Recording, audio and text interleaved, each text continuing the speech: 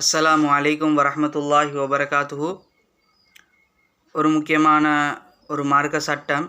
இந்த மாதாவிடாய் ஏற்பட்ட பெண்கள், மாதாவிடாய் ஏற்படும், இப்படி மாதாவிடாய் ஏற்பட்டால் அவங்களுக்கு 10 விஷயங்கள் ஹராமாகும். அவங்களுக்கு இந்த 10 விஷயத்தை செய்கிறதுக்கு இயலா. முதலாவது தொழுகை, ரெண்டாவது தவாப் செய்கிறது, அவங்களுக்கு தவாப் செய்கிறதுக்கு இயலா, ஹராம். மூன்றாவது குர்ஆனை தொடுதல், இந்த நிலைப்பாடுறதுக்கு இயலா.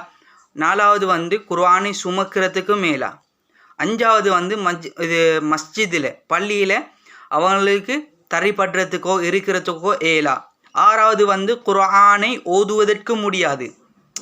மாதாவிடாய் ஏற்பட்ட ஒரு பெண்ணுக்கு குர்ஆன் ஓதுறதுக்கு ஏலா. ஏழாவது நோன்பு பிடிக்கிறதுக்கு ஏலா அவங்களுக்கு.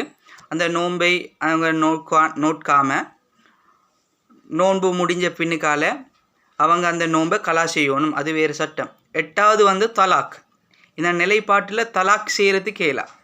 விளங்குதா? மாதாவிடாய் காலத்தில் தலாக் சொல்வது ஹராம். ஒன்பதாவது இப்போ அந்த மாதாவிடாய் அந்த விழுந்து விடும் என்று பயந்தா, இப்படி பயம் இருக்கிறார்கள் மஸ்ஜிதில் அவங்களுக்கு நடமாடுறதுக்கு சரியேலா.